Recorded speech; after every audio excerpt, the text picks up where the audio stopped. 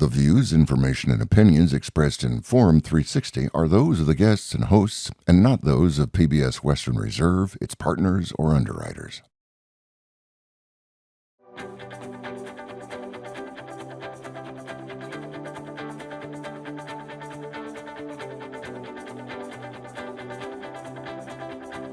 And welcome to Forum 360, our program with a global outlook on topics and a local view.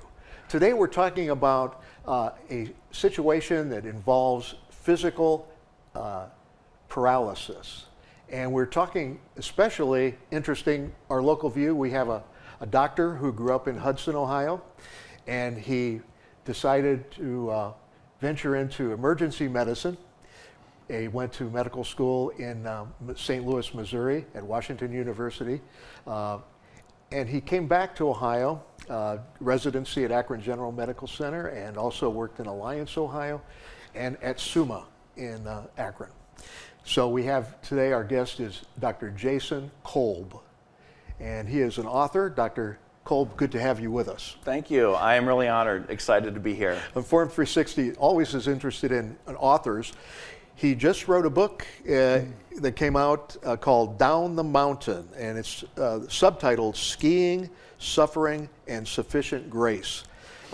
It talks about his faith-based reasoning, how he got involved in returning to, I guess you could say, as much of a normal life as, and I am so impressed. God has been good. Amen. Dr. Jason Kolb is a medical doctor.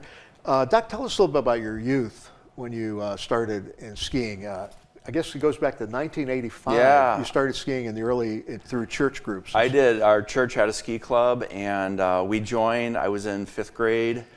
I remember that because my brother was in 7th grade, and he had knee trouble, like a growth spurt thing, and so he couldn't ski that first year.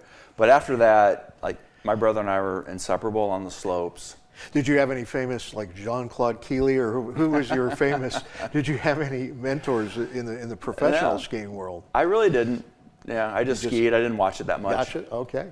And in 1990s, we'll fast forward a little bit. You'd go on trips with church groups, men's groups. Yeah. And one of our friends who was involved in it was Pastor Newt Larson, who was considered the pastor for Akron, and it was a close-knit fellowship, and all of a sudden you were doing these annual trips. Yeah. So, I mean, I started skiing at Boston Mills and then graduated to Western New York, East Coast, ski with my family some out west, but then right around age 40, I got invited to this annual ski trip with Pastor Larson, some other guys from church. They had been doing it for about 30 years. Wow. And we would go to Colorado, to Copper Mountain. Now, if I recall, there was what you called a watershed event in your life. Wow. Here you had been an ER doctor, you were taking care of patients, various hospitals in Stark and Summit County, and this was a watershed event that occurred. And tell us a little bit about the date and when this occurred. Yeah, so it was on that ski trip with those guys on a Sunday morning, right before lunch. The mountain is huge, and we were on the other side of the mountain getting ready to head back for lunch. Yeah. I was just with 2 guys, and skiing at high speed, I made a wrong turn, and I had a catastrophic accident where I went over a man-made drop. Wasn't exactly a cliff. Mm-hmm. As my recollection, it wasn't well marked, and I turned, flew over that, and woke up from my concussion knowing I had life-altering injuries. You almost diagnosed yourself there on the mountain because you knew that you were a T10 thoracic nerve area. Yeah. The T10 vertebrae. Yeah. Tell us about what you knew and how you felt that, because you knew exactly where you could not feel your body. Yeah, Bill. I feel like in that moment it was the first of many of God's graces that I experienced throughout this journey. I was unconscious for just a few minutes and woke up very confused, as one does after a concussion. Right. And my friend asked me, who had come to my side, he said, "Jason, can you feel your legs?" And I remember slapping my thigh, and I couldn't feel it. So now it's dawning on me that something serious had happened. I I took my gloves off and I unzipped my coats and I started feeling down my chest. And when I got to my belly button, I lost sensation. Wow.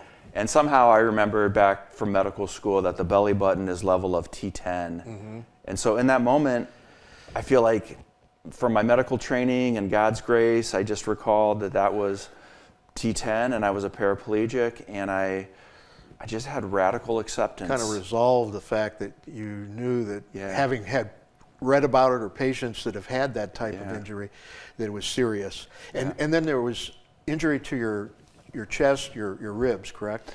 Yeah, so it turns out I broke 14 ribs, 11 on the right side, 3 on the left, and I broke my sternum.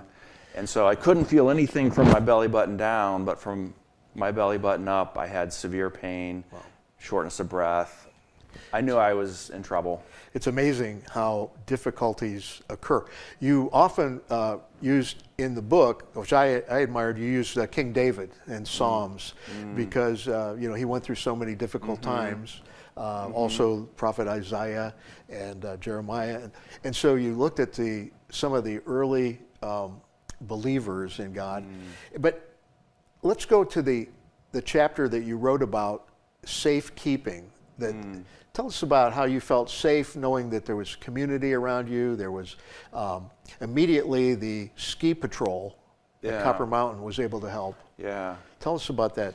Well, I mean, you bring up a good point, and that is you can't suffer alone because that multiplies your pain. You suffer in community, and your pain is divided up, and your brothers and sisters carry that burden. But I had fantastic care from the ski patrol.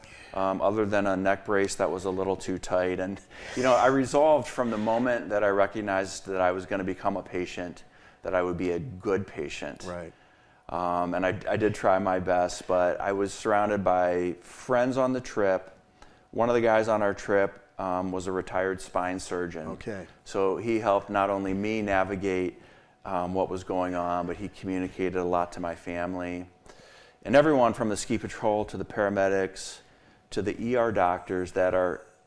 It was in Summit County, Colorado, which is Breckenridge area. Yes, but they also are part of the big staffing company that I worked for. It's amazing. So you had ER doctors that were involved in your colleagues, company and colleagues. Yeah. Literally and figuratively, my colleagues. That's amazing. Yeah. You knew that you wanted to get to a level 1 trauma center. Yeah. And your Summit County is not too far from Denver. Yeah.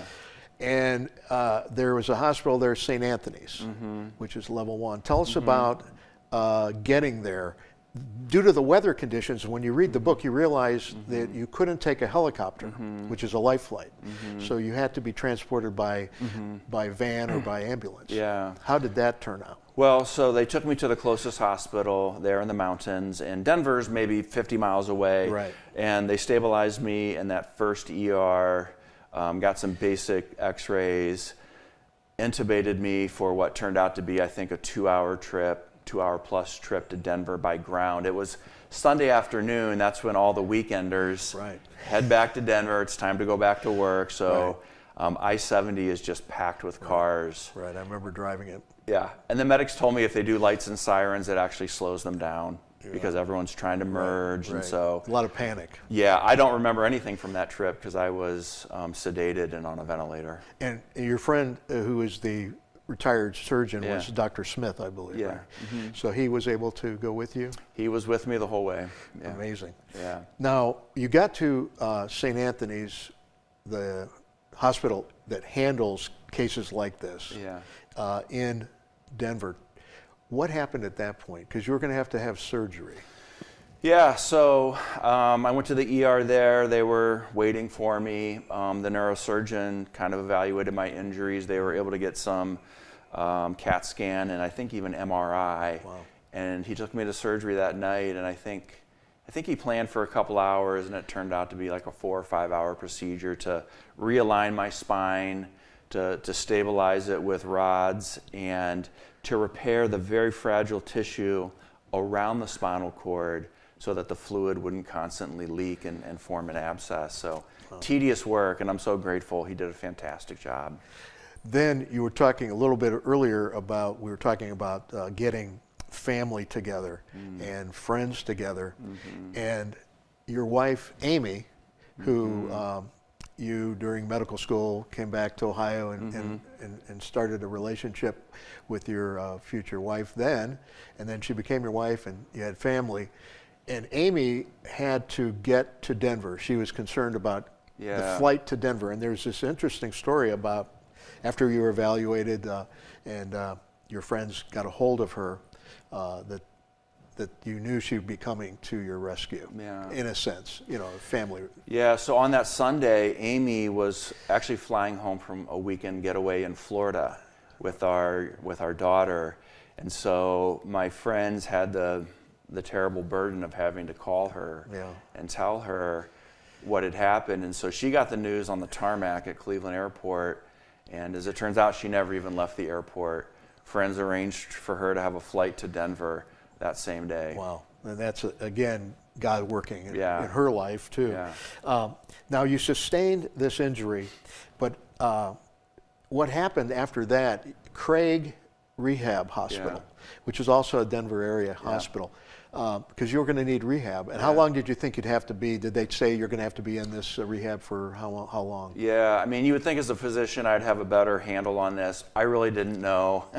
And I just embraced the role of a patient and let them, kind of guide my recovery. But I ended up spending 8 weeks at Craig Rehab Hospital in Denver, which a fantastic experience.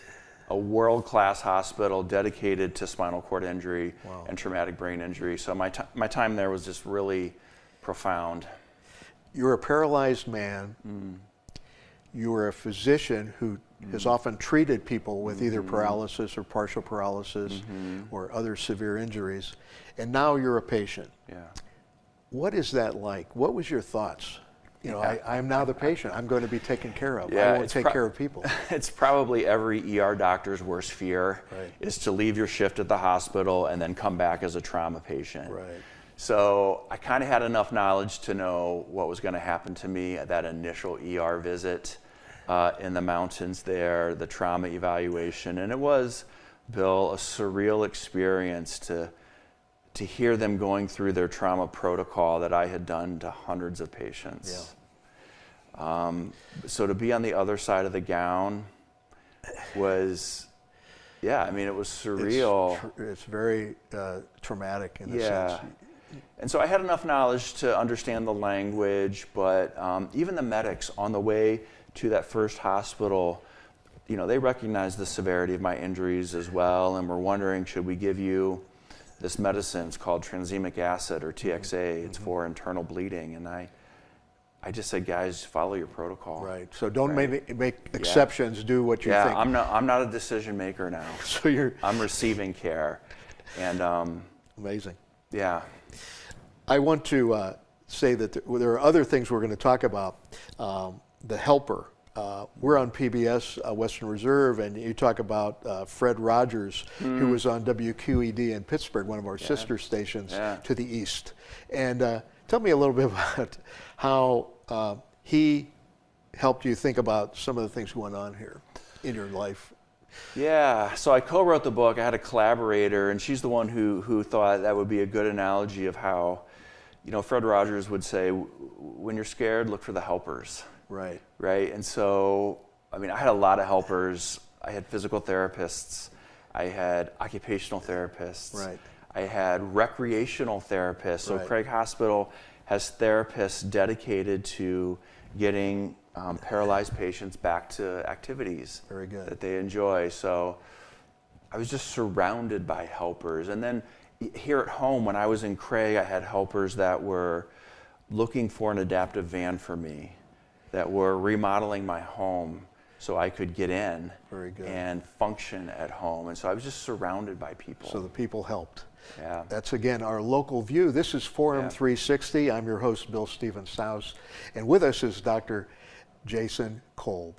And Dr. Kolb has been a very amazing author. He wrote with as he mentioned earlier, Trish Heyer, wrote the book Down the Mountain, Skiing, Suffering, and Sufficient Grace. And so it's a pleasure to have Jason Kolb with us here.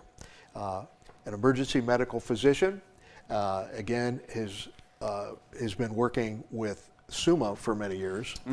Prior to that, he worked in Alliance and did his residency at Akron General in Akron. Tell us about how this, again, affected your family. Beyond Amy, your kids, they're so supportive. Yeah. So we have 4 children. They were age about 20 to age 12 at the time of my accident 2.5 years ago. And they all responded differently, and a lot of it was beneath the surface. My one son said, "I want to be angry about this, but Dad's not angry." So it's hard for me to be angry. Wow. Speaking of the anger and self-control, your older brother had an accident again out in the Breckenridge area at Keystone. Yeah. And you were there, and it was a confrontation in a sense. Yeah, it was the most bizarre incident on the mountain. Even though my accident was a little bit strange, my brother 2 years prior had been the victim of an assault on the mountain after a accidental collision with another snowboarder.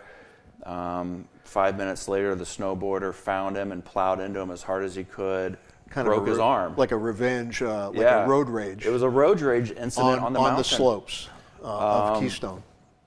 Just another surreal event. I followed the snowboarder all the way down the mountain. I made a big ruckus until I got some guest services people, and the wheels of justice turned slowly. Right. But over a year later, we stood in a courtroom and had a chance to speak to the perpetrator. It was a profound experience that I recount in the book. But you showed forgiveness, and you expressed that. Only because I've been forgiven. Right, exactly. Can I forgive others? Exactly. That's the model. All right. And Dr. Jason Kolb, we're going to ask you to maybe talk a little bit about medical practice and how it was before the accident, coming back to SUMA, and what did your colleagues say, and how did they try to realign your professional duties? Yeah, so before my accident, I was just a clinically practicing emergency medicine physician, working shifts in the emergency department, doing some administrative stuff too, doing some teaching. Since my accident, I'm permanently disabled from the standpoint of the practice of emergency medicine. But SUMA and then my actual employer, U.S. Acute Care, have been so kind to me and kept me on doing administrative stuff. Very good. And teaching. So I still do that, and then I picked up some additional teaching at the medical school in Rootstown at NeoMed. Very and good. I love that. Yeah, so you can still impart wisdom. Plus, especially when it comes to paraplegic injuries for patients, you're immediately able to talk firsthand, and not just by the book. Yep. You can give practical information. Now let's get back to the house. The friends and your wife, Amy, and your family were able to help adjust things around the house. You lived in Kent. Yes. Now, and the basic tasks, getting dressed, getting involved in wheelchairs, working with the special van that you have, which is a Toyota van. Yeah. So tell us a little bit about that. Yeah, so changing your lifestyle. Yeah, well, think about this, Bill. I mean, we had a contractor who dropped what he was doing and came to our house and had it remodeled by the time I got home. Wow. 2 months. I would bet if you wanted your kitchen remodeled, they'd be scheduling you next year. Yeah. So the big part was the bathroom. I have a roll-in shower now, so I transferred to another chair that's made to get wet, and I can do that on my own. Wow. But I would say it took me about a year to physically recover, Not only was I paralyzed and I have to use my arms now to do anything, these ribs took, several months to heal, and to build up the strength just to be able to function. I would say it took me about a year to recover. Wow. Asking a couple other questions, would you say that you would do this all over again? I know that was a point you wanted to bring out. Yeah, that's right in the introduction to the book. Right. I did write that, and I do stand by that. And it sounds strange, and it even sounds strange when I say it, Bill, but the perspective on life is so different and better now. Like, I feel things were good before my accident. Sure. At age 49, life was good. Physician, working? Yeah, I had meaningful work. We'd been married for almost 25 years at the time, had 4 kids that were doing well, and then I break my back and I'm paralyzed and life changes in an instant. Excellent. But when you're lying on your back with a broken back, the bottom of a mountain, there's things in your perspective that change about what's really important, and it's relationships. And now I have time, I have more time for people, and I have this perspective that life is short, and I want to spend my time doing meaningful things. I found that there's so many amazing stories that are incorporated in the book. Your friendship with your friend John, Yeah, that is an amazing friendship. yeah. He was there with you also Yeah. at the accident. Yeah, and again, I think God ordained that John, he was skiing behind me, maybe 30 yards. He saw me make the wrong turn. He knew it. He was at my side even before I woke up. And to have a friend like that, and many, many others too, was like such a blessing. Do you have, and this is a question that I hear from other people that have been injured, also military, like your dad was, who I knew was, your late father was in Vietnam and was injured, was shot, and it is the post-traumatic stress. So do you have dreams or problems thinking about these things that bring anxiety? You know, What Bill, happened to you? I don't, and it's not because I'm a great guy or that I have this really strong intestinal fortitude. I mean, God in His grace has protected me from any post-traumatic stress. Okay. What I actually have had is post-traumatic growth, and I think that's possible when we go through a traumatic experience to grow from it. And I'm not looking down on anybody that experiences post-traumatic stress. My wife, Amy, has been very transparent about her journey with post-traumatic stress over my injury.